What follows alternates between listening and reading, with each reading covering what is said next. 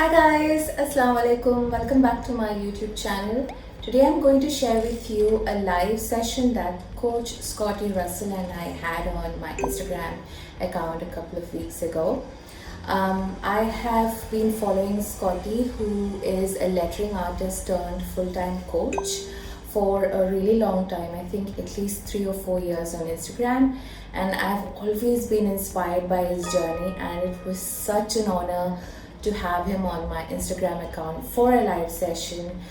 He took time out from his busy schedule as a father of two and a full-time coach, and he dropped so many value bombs for us during the session. It was loved by so many people. I still get DMs about the session, and I felt that I should share it here on my YouTube channel as well. So let's dive straight in. Do remember to follow Scotty and me on Instagram. I will leave the links to both of our Instagram pages in the description box below. Alright, let's go straight in. Hello everyone, Assalamu alaikum.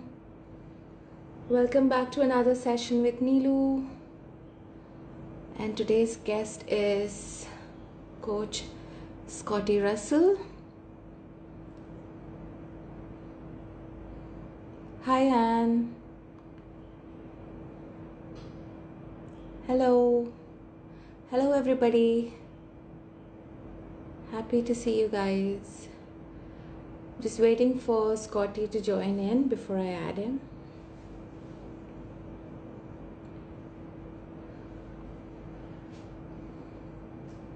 There's a lag. It's actually very common during live sessions for the video to lag. Sorry, I didn't mean to. Hey. There we go. Neelu, what's Hi, up? How are you? I'm good. How are you? Good. Just got a little morning walk in and ready to go. What time is it at you?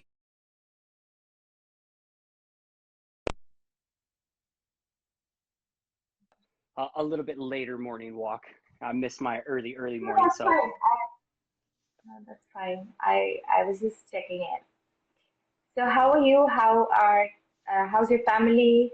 Did you have a good Father's Day weekend? yeah, I had a great Father's Day weekend. Super chill. Family's good. Daughter just turned 1. Son is going on 3 in August, and we are heading out of town tomorrow for like our first family vacation together. So should be fun and super challenging. That's good. No, I think it's going to be more fun, very adventurous. I Yeah, can't believe you started already three. I think I've been following you for a really long time now because I remember when he was just a baby. yeah, yep. Gosh, it's been a while, man. Things are flying incredibly fast these days. So it's true when they say like once you have kids, time flies. I'm like, dude, Yeah, that's so true. So true. yeah.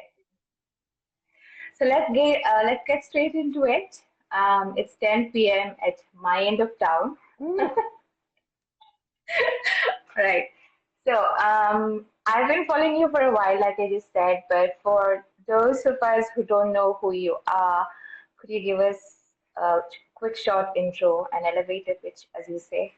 Definitely. First off, I want to like whoever's tuning in, I want to know what time is it where they're at and where they're from, just so we can get their like a little bit of data, get a feel for who's in here. So 10 p.m., like massive props to you.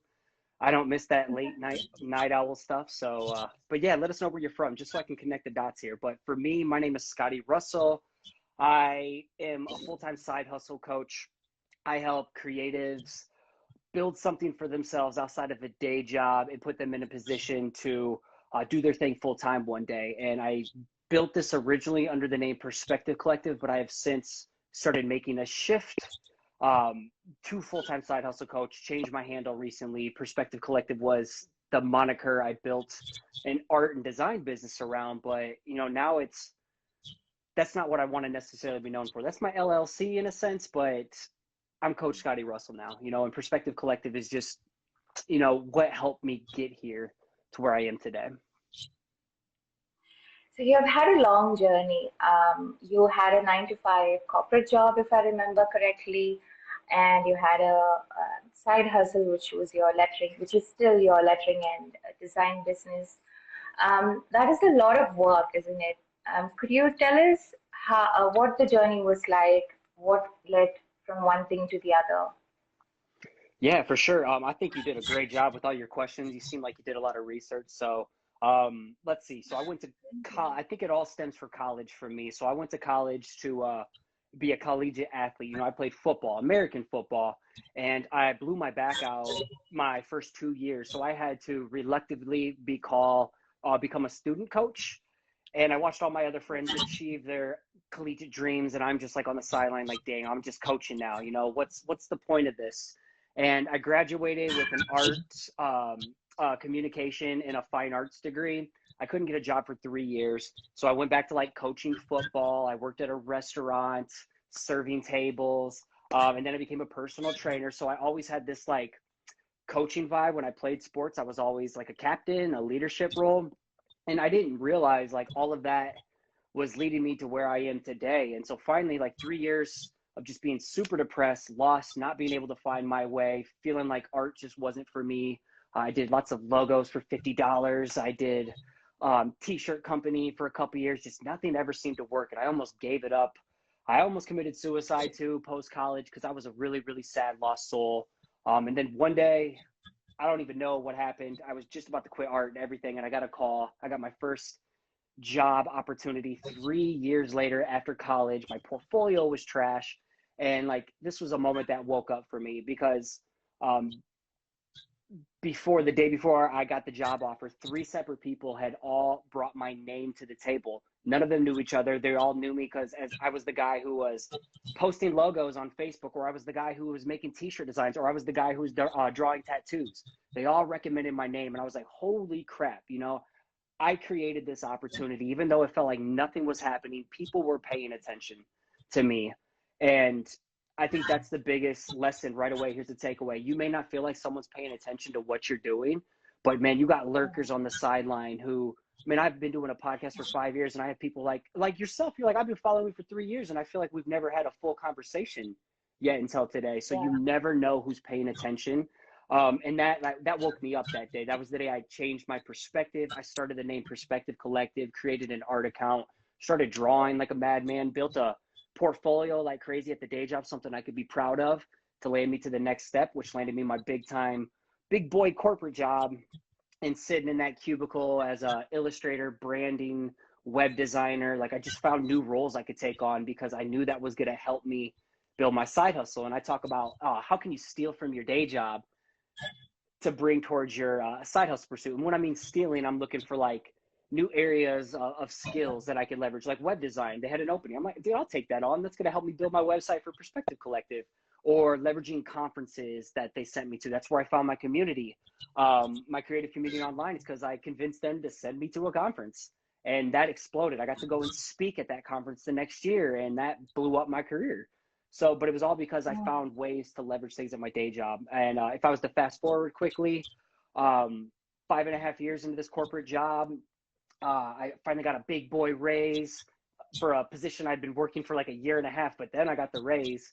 And as soon as I get the raise, we find out we have second kiddo along the way, and we're all stoked. So we have to go get a new house because we outgrew this house. And after we locked down a house a week later, I get canned from my safe job after I was promised safety. You know, corporate just eliminated our entire marketing department. So this would have been November 2019. I'm like, what do I do now? And I was about to go look for new web design jobs or start a freelance job. And all my friends that I was talking to, they're like, dude, you haven't been building a side hustle for no reason for 5.5 years under Perspective Collective, like 8, 9 years out of college. So, and finally the last straw when my wife was like, yo, I think it's time for you to take the full-time leap. And I just started coaching earlier that year too, and let go of freelance, let go of my online merch shop. And so 2020, I went headfirst and claiming myself as a side hustle coach after, finding some good success in it in fall 2019. And I made like $25,000 within a first week of me doing like group coaching. And I made $25,000 in 2018 total. for my side hustle. So I was like, wow, something's here. And then bring on that pandemic and a second kiddo and a new mortgage, and somehow I still doubled my previous income at my day job of 61,000. I doubled that last year, my first year of full-time self-employment, despite the obstacles. And that's where we are today. Is I just want to help blaze a path for other creatives to do things on their own terms and show them, like, you don't have to do the traditional route of working a 9 to 5, building someone else's dreams until you retire. That's when life begins. I'm like, no, you don't have to take that route. Yeah, you can do live sessions at 10 p.m. and still earn money. Exactly. So, That was a long-winded backstory. Sorry, that took up a lot of time. no, it's actually very inspiring to hear everything listed out that way. Everyone in the comments are saying the same thing. So the key point to note here, actually there are two things to note here. One is that whatever you did in the past somehow connected all together and brought you to this point where you are a side hustle coach. Back at that time, you weren't really thinking that you're going to be a side hustle coach one day, right? You Nope. were just doing taking up whatever was coming your way, seeing the positive side of everything, and just hustling. And the second thing to note is that you actually transitioned into a full-time coach during a pandemic, and you made $20,000 in how many days did you say? In a week? In a month? So in 2019, I made like 25, before the pandemic hit, I had made like 25K in a week. And I never made that type of money before. I didn't realize that the demand for me helping someone build a side hustle was like on that level. You know, I did a couple like one-on-one sessions for $100, but I had a coach. You know, a coach helped me come in and totally get me out of my limiting beliefs and my poor relationship with money that I've always had growing up. So that's something, I'm a mindset coach at the end of the day, because most of the time we're just in our own way. And so I provide creatives mindset motivation, as well as once you get out of your own way and you start finding your groove of what you're doing, then I layer on the marketing. So mindset, motivation, and marketing. I think that's like the next key to really help someone unlock the next level of growth in their business is how to market yourself. You know, you want to be a business. You don't want to be a hobbyist. You want to be a professional. Yes, I agree. So a lot of times what people come and tell me into DMs, I have a lot of mothers in my audience, and motherhood is a full-time job if you look at it. And Oh they yeah. see their art as a side hustle. So, but they do have this fear or a self-limiting belief, perhaps, that they do not have the time for whatever it is that they want to do. What is your point of view when it comes to I do not have enough time in the day? That's so funny. First off, thank you everyone in the chat. And secondly, shout out to the moms. Like, moms are the true MVPs. Being a mom is the hardest job. Like, I have so much respect for my wife. Like, wow, you women are incredible. Like, true MVPs for sure. But for me, that is hands down the most common question I get too. I'm like, dude, if moms can do it, or if I can build my creative pursuits out of a 9 to 5, out of being a family dad, being a dad, doing freelance, doing a podcast, public speaking, honestly, there's really no excuse. Like, I will stop someone in their tracks. I'm like, jump on a call with me. I guarantee I will pick through your entire schedule and I will find you your time. Like, we're sitting on buckets of time right now that we don't know we have, because we'd rather make excuses as to why we're not winning versus like actually taking action. So I think the main thing for me is like, okay, just realize everybody has 168 hours in a week. We all the same 24 hours in a day. The reason why other people you look up to or are jealous of are doing way better than you is because they know how to carve out time, they know how to be productive, and they know how to execute within that finite time. And I have a student I like to plug often, Wilmar Colmenares. That dude joined one of my fall 2020 coaching programs, and he only had 15 to 30 minutes a day. And he did this whole 12-week program with me. He built an entire portfolio, showed up to all the calls, and ended up kicking out a portfolio at the end of the day that landed him the job that he had been looking for, that got him out of his non-creative based job. I'm like, dude, 15 to 30 minutes a day. I think it's like 15 minutes a day for 30 days in a row equals up to like an 8-hour day. Imagine what you could do if you had 8 hours just to dedicate to your side hustle. So no excuses. If Wilmar could do it, working a 12-hour shift and helping his 2 daughters at home with online education learning, no excuses for anyone. No excuses for anyone. Let me exit out of that. It is an excuse at the end of the day. Okay, now I'm curious as to what are the systems or processes that you have in place, especially when you were juggling both your side hustle and your 9 to 5 job. Did you have any methods, anything at all that you used to follow to make So your life? originally, by default, I'm a night owl. You know, I was like you, grinding from 10, 11, 12, 1 p.m. or 1 a.m. before I went to work at 8 or 9. But what changed the game for me, and I'm so glad I figured this out before I had kids, because it helped me when I had kids. I already had a process and a system set up, was waking up early, being an early bird. So things what really helped me was, I call it eating the worm. So being an early bird, waking up early in the morning, working on something that's important to you before you have to go and clock in to someone else's dream. Like, go and work before the whole world puts its distractions on you. Before anybody needs you for anything, put yourself first. And then I talk about, I call it playing Uno. Do one big thing a day. Like, don't worry about having to climb Mount Everest in a day. It's all about taking checkpoints. So how can you accomplish one big thing a day? Like, say, hey, I have a weekly podcast that I need to kick out. So my one big thing a day on Monday could be, hey, I just need to write the outline. That is my one big thing for today. And if I get that done and I have more free time, I'll take on the next big thing. I call it A task, B task, and C task. You know, A tasks are things that are highly urgent, highly important. You need to attack them. They're an A task. B task would be secondary tasks that don't necessarily move the needle forward. They're not high sense of urgency with deliverables. So I put those on the back burner for B. And C would be, those would be cool to get done, but those can cool off. Put them in the refrigerator, put them in the freezer for later, you know, bump them down the road. So if you could get like one A task done a day, that's going to move your business forward. Take that one big ass A task of a podcast episode and break that down into 7 A tasks, you know, for 7 days. You get one thing a day. So being very intentional about that. And then the other thing I did was leverage my lunch breaks.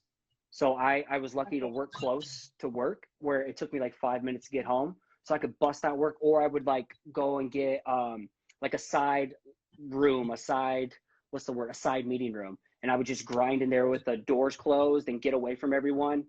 And then I would take 2 minute 10 breaks. Either I was walking to get my mind straight and break away from a screen, or I was putting those 2 10-minute breaks into responding back to people, thumbnail sketching concepts. When I was doing freelance work, you know, I was finding something. I always had a plan. Oh, can I add one more thing? Yes. Plan your attack the night before. Like, I make sure my students totally do this. So instead of just waking up each day, most people don't have anything they're working towards. They wake up just guessing and winging it what they're going to work on. No, plan it the night before. Plan your number one task, your top 3 tasks, whatever it is, the night before, so you can like marinate on it while you're sleeping. So you wake up, you know exactly what to do that day. You know exactly what you want to accomplish instead of guessing and winging it. We have to have targets, and I don't like my students guessing. Okay. So I hope those of you who are listening are getting having a lot of aha moments. If you have any questions, please leave them in the question box so that we don't lose them in the comments that's going up. Okay. All right. Now, do you remember the exact moment when you decided that you're going to be a coach full time? I think you mentioned it earlier, but a little bit more about it. What was the feeling? Were you nervous, or were you happy, or was it a mixed bag of emotions?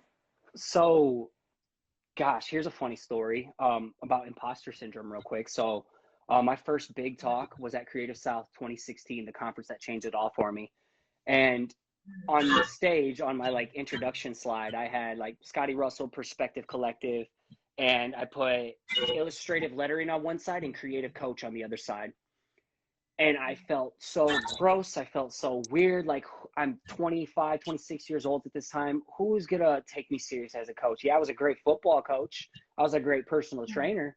But, like, who's going to take me serious? And me calling myself this. And so when I got home, someone sent me a really cool photo of me on stage. And I photoshopped out creative coach, and I put something else in there. And so all these years, from like 2016 to 2019, I was a coach inside, but imposter syndrome, fear of judgment, you know, all held me back from just owning it. And finally, I just kept getting hit up by people over the years, listening to the podcast or through Instagram, like, hey, man, I would love to pick your brain. Can I jump on a Skype session with you? I just kept getting people hitting me up. I'm like, yo, I got a kid now in 2018. I do not have the bandwidth to keep jumping on all these calls. I was coaching and didn't even know I was coaching all these years. And then finally, 2019, I'm like, something's here. Freelance isn't lighting me up. I'm like chasing someone else's path to success. You know, I'm trying to be like Draplin over here with big clients and a merch brand. I thought that was the route to be successful and taken seriously. I'm like, that's just not for me. What lights me up is having these conversations. So January 2019, I'm like, yo, I'm done with freelance this year. I'm killing my online shop and I'm going all in on becoming a side hustle coach. I still had the name Perspective Collective. I was scared to get rid of that because that's what people knew me as. But I started off with offering 5 one-on-one sessions via Skype at the time for $100 a piece. I did not think they were going to sell. I thought I was overcharging. They sold in less than 10 minutes from people all over the world. I was like, wow, how the hell do I scale this? And that's when I ended up bringing in my own coach. I'm a coach who's always going to have a coach. That's like going to a doctor who doesn't believe in going to doctors. You know, like, how are you going to take me seriously and want to hire me if I don't believe in having coaches in myself? I have my own fitness and nutrition coach. I have my own business and creative coach. Oh, what's up, Made by James? Love you, brother. But from there, you know, I still deal with imposter syndrome, especially this year of making the shift in my handle. Like I was just talking to Made by James earlier within the last week about this fear of making a full-time shift. Every time I'm faced in a situation that's scary, that I can go dive deeper in a specific lane, it's hard, it's scary. And I'm just learning to like continually own it. If this is what I'm gonna tell my students, I need to walk the talk and do the same thing I tell my students to do. So I've never really truly had this aha moment. It's more just been a constant awakening and enlightenment. Yeah. Okay. So, oh, and one more thing to add. Today is one of those days when you want to give up. Listening to this made me feel like I'm right on the right track and doing the right things, and I just need to have patience.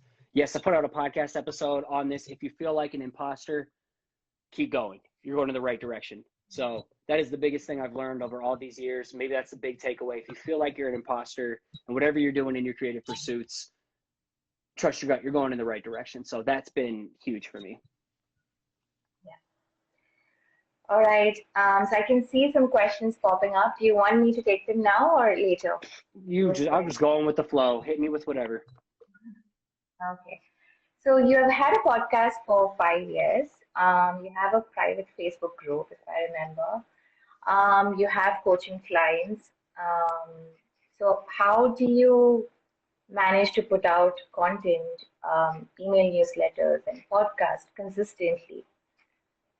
Like I see you on Instagram almost every day. I listen to your podcast. I read your emails. So how do you do that? Man, it's because what you just said right there, that's the fuel. But in the beginning, there was no fuel. You know, so many of us, I just had a conversation with Nanodoodles earlier today. You know, you're starting at zero. She's 6 months into the grind. And the likes are the fuel in the meantime. And I really feel like ambition, you can't teach ambition. Like ambition truly is an internal drive. You have to have perseverance, grit. It's got to come from within. You got to have a reason why you're doing what you're doing. It's got to be more than, this is a hobby that I'm just going to show up and do it when it's fun.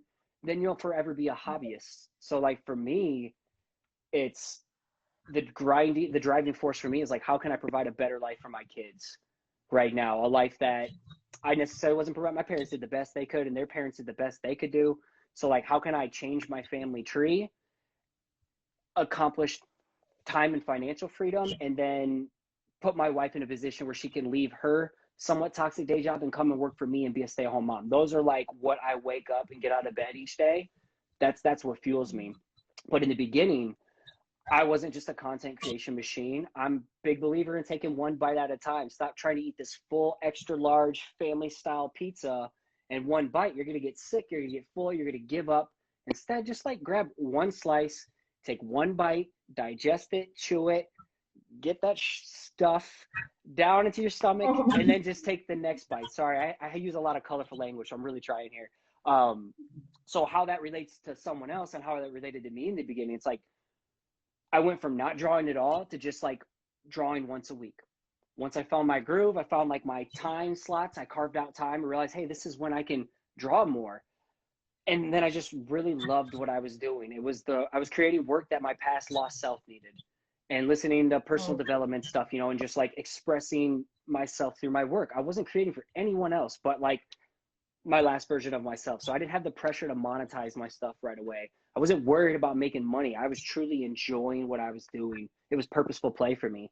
And it was something I'm good at, something I enjoyed. And I didn't worry about that third element of like, where's the market to demand the solution? Too many people worry about that other ingredient instead of just focusing on what's something you're really good at mixed with something you really enjoy or something you desire to be really, really good at too. So in the beginning, then I scaled it from weekly drawing to maybe 2 or 3 times a week I was posting. Then it was like daily posting. And then over the years, after going to that conference, I'm like, you know what? I have something more to say than just a pretty polished JPEG drawing. So I started blogging. Nobody read my blog in the first 2 years, but I learned how to like do weekly blogging back in 2015.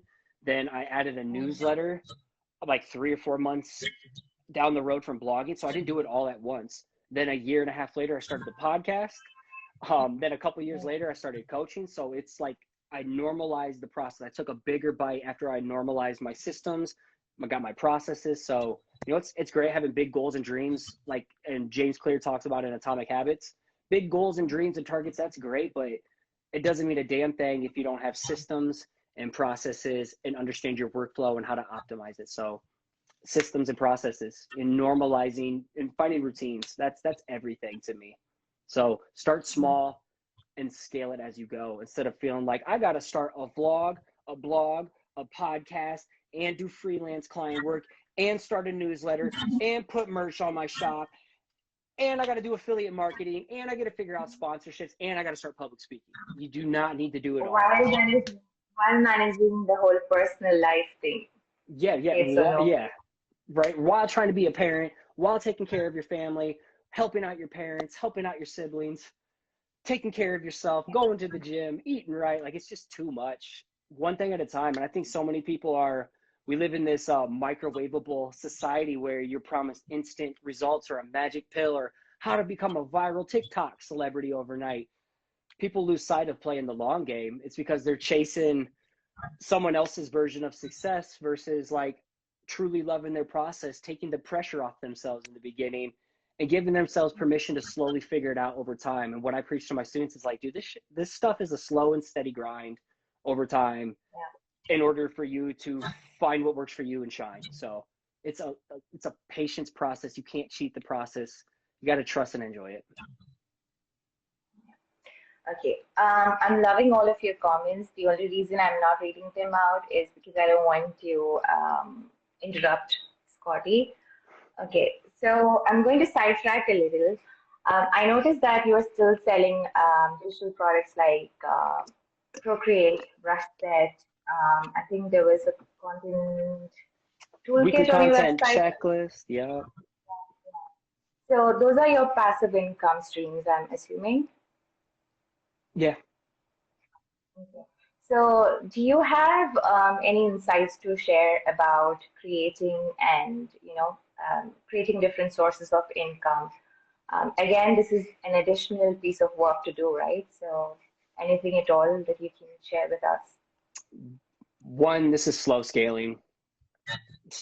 I have like 2 or 3 more products I'm working on the side, but it's a slow scale to build that. First, you need an audience in order to like really sell, unless you have something cool and you get it picked up on Creative Market and find a good niche there. But in the beginning, again, do not worry about trying to monetize your stuff. Do not have the pressure. It's going to suffocate the joy and fun out of what you're doing. And it's going to just become another burdensome day job that you're trying to escape. So huge note right there. That's a big thing I hear constantly from my students. They feel like they have to like make profitability ASAP when they haven't even found their groove yet. Like, they're in between the gap of like, they have good taste, but their work's just not there yet. So for me, first, I show up every day I share my story and I connect with my audience. That's how it started. And then I started noticing like questions started coming. This is all, I can't just tell people what to do without giving some context and how I got to where I am making passive income with it and where it's going to go from here. And once I started getting questions. Your context, don't worry. It's Okay. fine. Okay. So as I kept showing up and building an audience around Perspective Collective at the time, people kept asking me like, hey, are you doing this full time? Like I presented it, like the perception was because I showed up so much, people thought I was doing this full time. And finally I'm like, no, I do this outside of a day job. And then boom, once I started like opening up and be like, hey, you know, I don't do this full time. I just do this as a day job. The more I kept getting on podcasts or get asked to speak places. And then the questions started flowing in like, how do you make time to do this? How do you get out of your own way? How do you deal with the inner critic? How do you grow an audience? How do you write better engaging captions? How do you boost engagement? I'm like, holy crap. Okay, all these people are like peppering me with questions. I used to just like respond back. I still try my best to respond back to each and every one, but then I'm like, wow, okay, I'm noticing a pattern here. Let me start collecting. Here's another big tip of the day.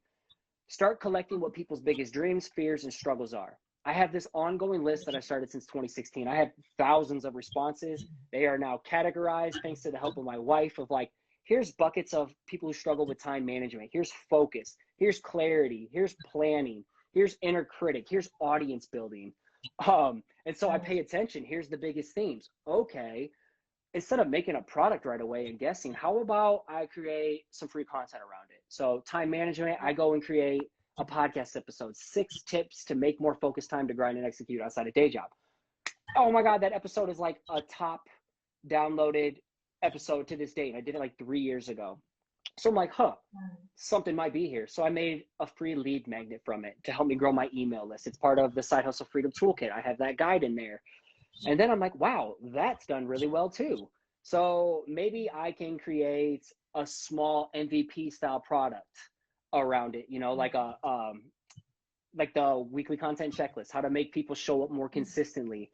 Or now I realize that that is such a extreme pillar that I need to focus on within my coaching program. So an upcoming product that I'll be putting out into the shop is carving out time exercise that radically will help you like pinpoint and reveal where the time that you actually do have that you aren't seeing right now. So I'm realizing time is such an important thing. So then I scale it. Then I bake that into my offerings of my coaching. Like the first couple of weeks, we work on time management, you know, to really help you solidify your foundation. So after our 12 weeks together or years down the road, you know how to make focus time to grind. So from there, then I could put a course out on it after I validated it. But the main thing I'm trying to say is that I've just listened to what people have asked me. I've noticed patterns, but I listen. So I have this whole list now that's way more valuable to me than my Instagram audience, almost as valuable to me as my email list. And I never have to guess what to create anymore. I just notice the patterns and themes, which allows me to serve who my perfect person is that's paying attention the most. And then if I have something important to say, you know, I will just create one-off pieces of content. But yeah. Mm-hmm. Yeah, what you're saying is that you listen to your audience and you come up with a product based on what they are asking you rather than creating something on your own and then pushing it onto your audience. Yep. Instead of me creating a product and trying to find an audience, I find an audience, listen to what they say, and then I create content first to validate that I'm onto something. Then I create maybe more content or a freebie. And then I might create like an entry-level product instead of a $500 course. Let me make like a $15, $20 product just to see if this is still hitting home, get feedback. How can I improve? Where like areas I can go deeper on. Then I maybe make it like a mini PDF or get your own pace course. Then I can maybe turn that into a video course. So, and then I can offer that as services of like, you want a one-on-one session with me? Let's go deep and help you like with your time management. Now I can create one-off webinars too on like time management. I've done that recently and that's worked really, really well. So that's how I validate. I listen, I create, I validate, rinse and repeat that cycle. But does every free content that you have put out in order to validate an idea, let's say it gets validated by your audience in terms of engagement and all of that, but then when you put out a product, an MVP for $10 or $15? Does all of them sell out, or do you have products that do well or don't do well, like a mix? Man, I'll be honest. I've had a hard time like scaling this over time. I admittedly get shiny object syndrome too. I'm like, oh man, I want to go and work on this real quick, or I'll do this, or I get so busy in coaching world. And coaching makes up 80% of my income, hands down. You know, I would say 70, and then 30% probably comes from digital resources. But because I'm so busy with that 70% over here, as well as keeping like the podcast going, that is the biggest passion project to date. That has turned into like the marketing vessel to my business now to get my message out there. It's been really hard to be like, okay, I got a new product idea I want to create and test out. I'm like, okay, I'm so heavy into the services and keeping the momentum with the podcast going that I have not had a chance. That's why I'm in the position where I can now scale by bringing more people onto the team. I can delegate more. I've done such a great job this year at delegating. Like, shout out to the podcast team, Colton, Hannah, Anya, and Paige. Like, I've gotten so much off my plate this year. It has been a blessing. And now I can really focus on bigger picture tasks after I pump the brakes in June, because I need to just catch my breath. Been grinding myself too hard this year based out of fear of, it's scary doing your thing full time. It's an overglorified thing being full time self-employed. Totally overglorified. Is not easy, and not everyone's cut out for it. Yeah, it's not everyone's thing to do.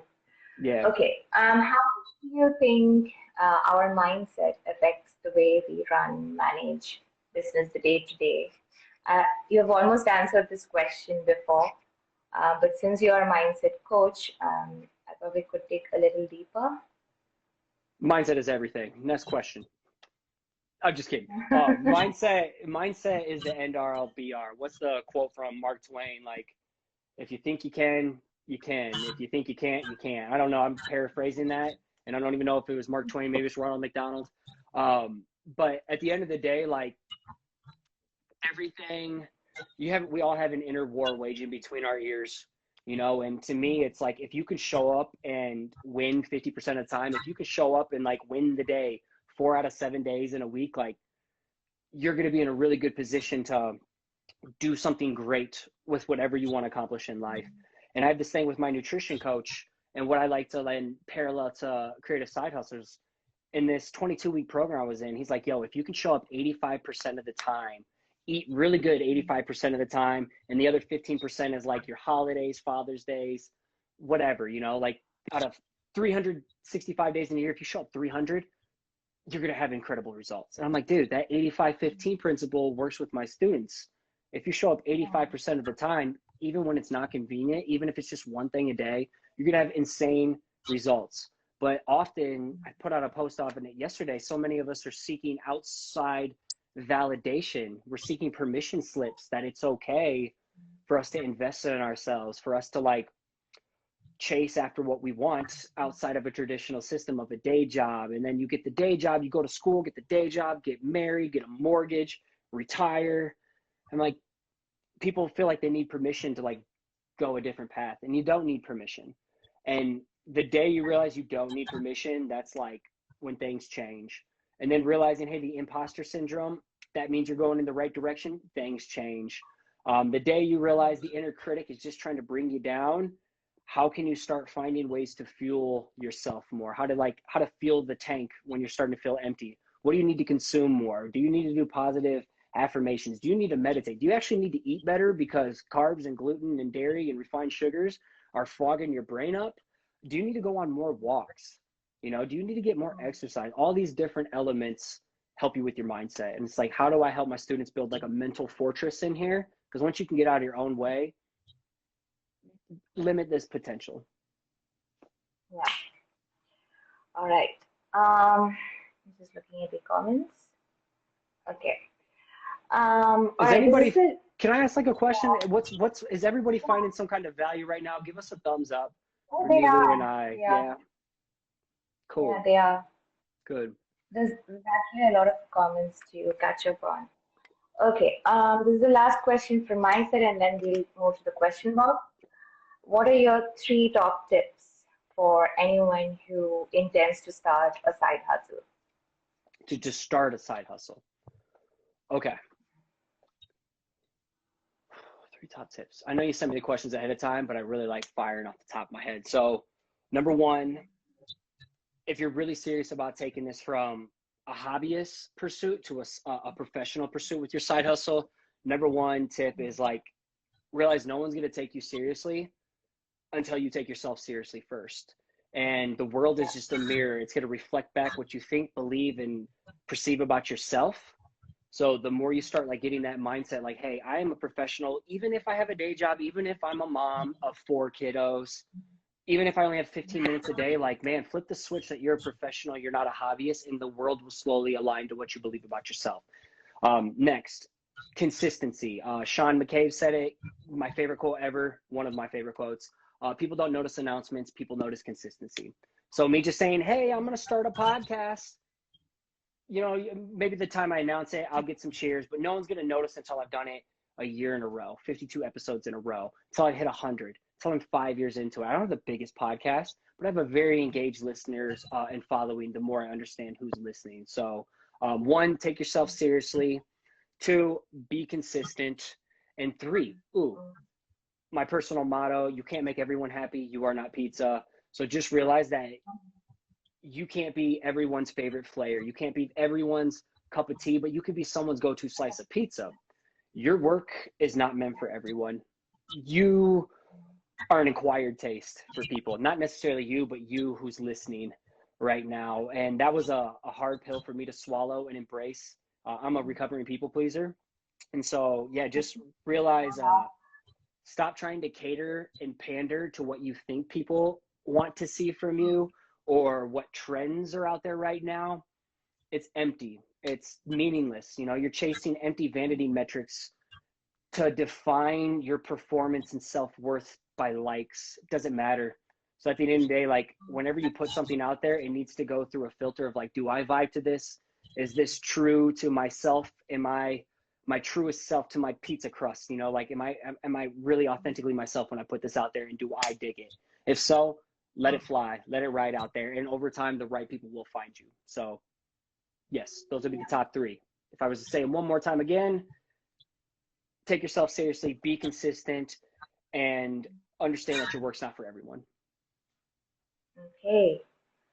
All right. That's all from my side in terms of questions. Now I'm going to go into the question box. Thank you so much for all the lovely comments, people.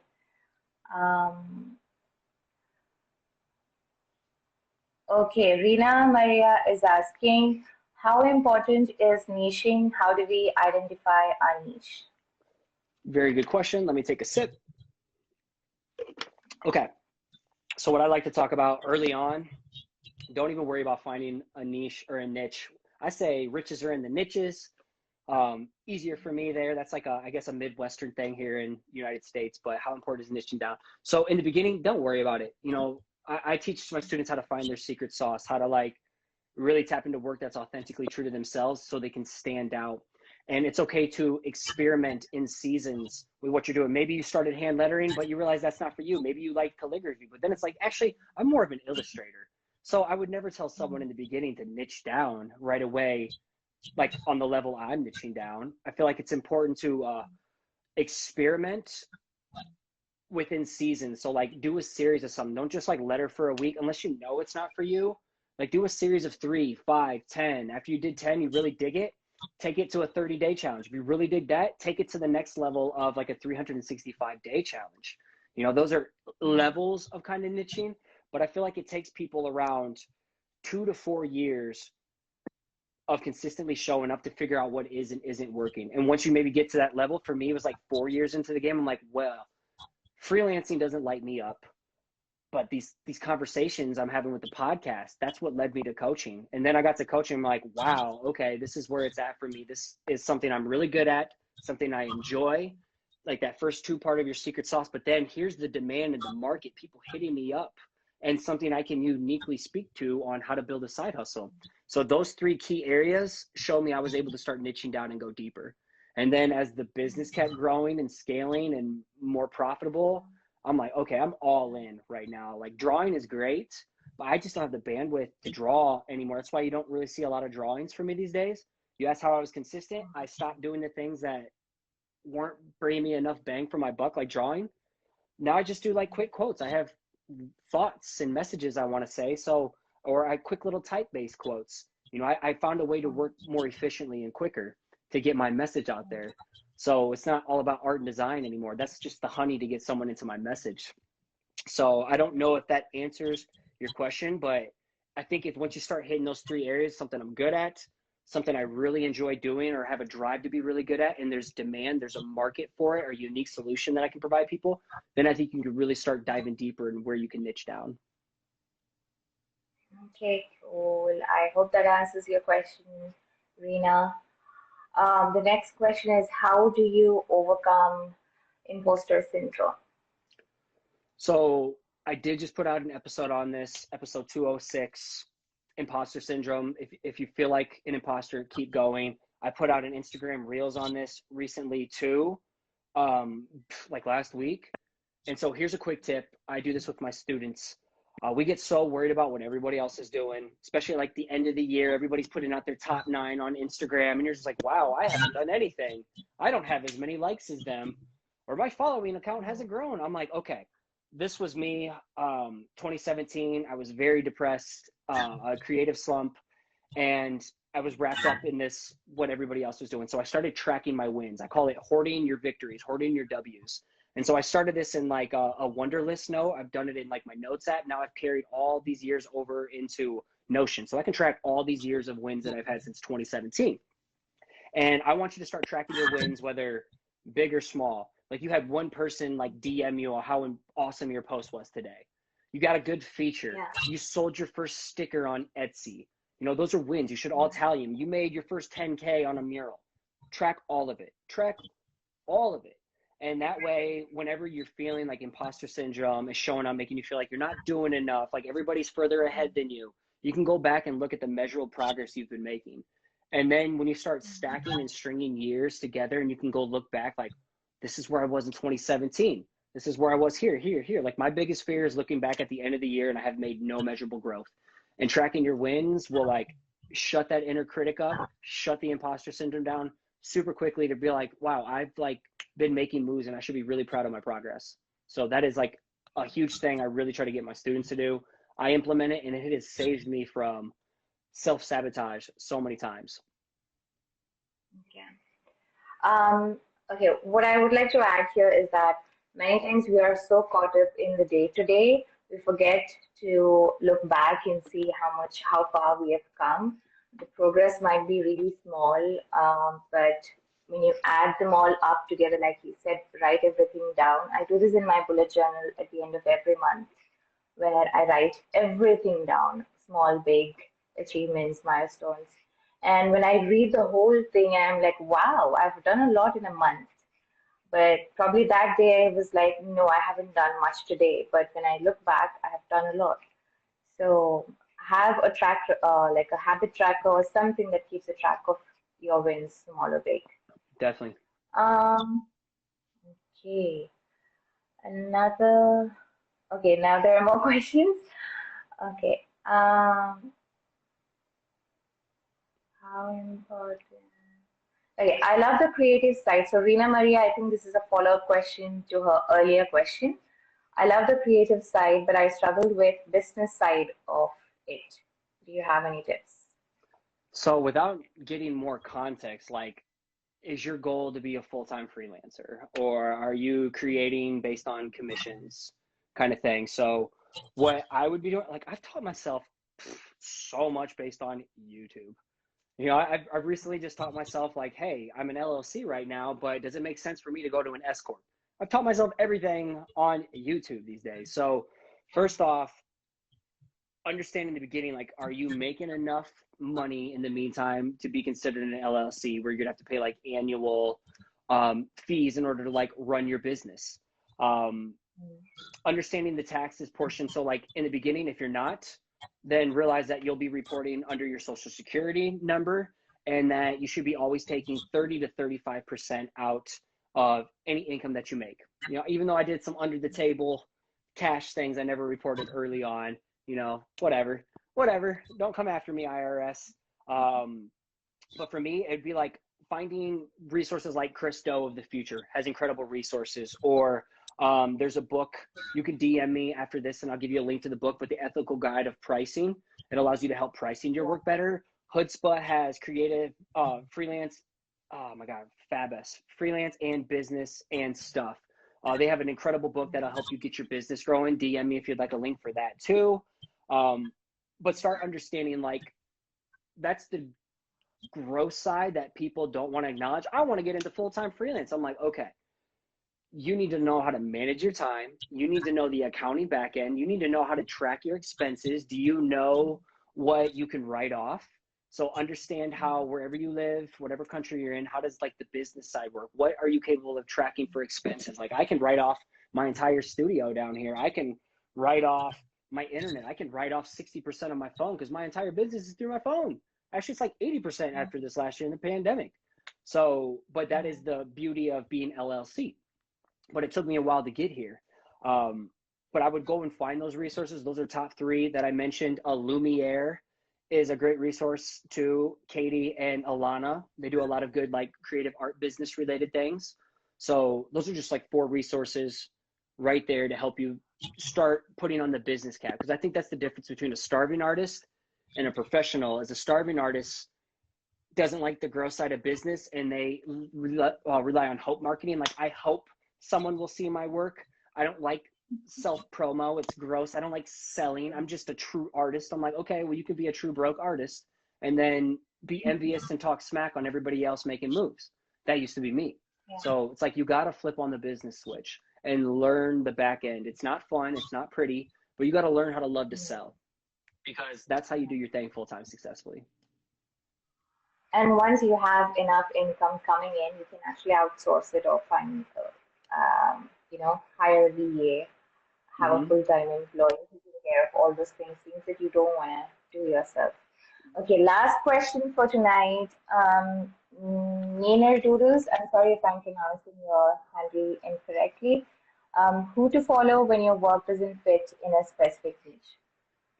Who to follow when your work doesn't? I would be the one to say, don't look for people to be inspired by. When a lot of my students who get so wrapped up, or like creative block, or like, or lacking inspiration, it's because they're looking too much online and people to follow, ripping inspiration from other people. I'm like, honestly, go with your gut and just like throw down what you feel should exist. Like, create what you want to wish to exist to see in the world. If it doesn't fit in a specific niche, make it a niche. Make it yourself. Like, I don't know anybody who is doing there's nobody who is doing what I'm doing. And like, there's creative coaches helping you be more creative. There are business coaches. There's mindset coaches. There's side hustle coaches. But nobody was like a creative side hustle growth coach who focused on mindset and marketing. There's nobody I knew that was doing that, And so I wasn't looking for permission. I wasn't looking to be like, hey, is anybody else doing this? Like, I built my lane, I guess. So carve your own lane. Carve your own lane, Nanner Doodles. That's what I would say. Okay. Thank you so much, everyone, for the lovely comments. I really appreciate it. I'm glad that you're enjoying the session with Scotty. All right, now this is the time for you to plug your courses, coaching programs, whatever it is. Honestly, follow me on Instagram if you like more mindset, motivation, and marketing tips. The Perspective Podcast, fuel for your mind and creative grind. I'm trying to put you. Say that again. Sorry to interrupt. Yeah. Sorry to interrupt. This podcast is a really good place to start with. He's being very humble right now, so I'm going to do it for him. He has a side hustle toolkit linked in his bio. He offers one-on-one coaching sessions and group coaching sessions. And yeah, follow him on Instagram if you haven't already. I tagged you a couple of times, so I hope people have come check you out, your profile out. Thank you. Anything else you want to add? What was that last thing again? I'm sorry. Anything else you want to add? Oh, honestly, no, I think you said it perfectly. But the podcast is the best place if you're looking just for like free content. And if you want more, you'll learn about the coaching and everything from there. But just like soak up the free stuff and then just connect with me if you got questions. Lovely to see you here. Bye, Mariha. It's always nice to see another Muslim. Okay, so shall we wrap it up then? We're done? Yeah. Yep. Whatever you want, I'm good for. So Okay, thank you so much, guys. Thank you so much for joining, for your lovely comments, for the great questions. I'm going to save this on my IGTV if there are no glitches. It has happened to me before. So yeah, I'll see you. Bye. Have a good night. Sleep tight. thank you, Nilu. I appreciate you. Later, Thank everyone. you too. Peace.